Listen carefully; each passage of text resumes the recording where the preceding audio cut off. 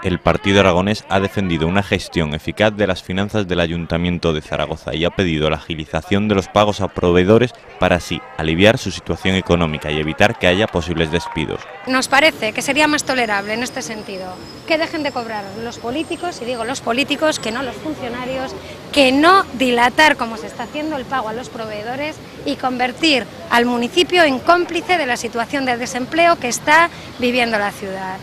La formación ha denunciado la estructura de gestión municipal.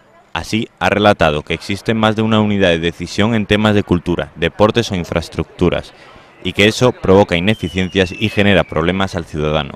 No es solamente un problema de ineficiencia del gasto, es también un problema de mareo y de permanente distorsión al ciudadano. El ciudadano en este momento no sabe dónde tiene que ir, no sabe quién gestiona los viveros de empresa, no sabe para qué sirve el edificio de Emisiones Cero y en qué se diferencia del edificio de la azucarera.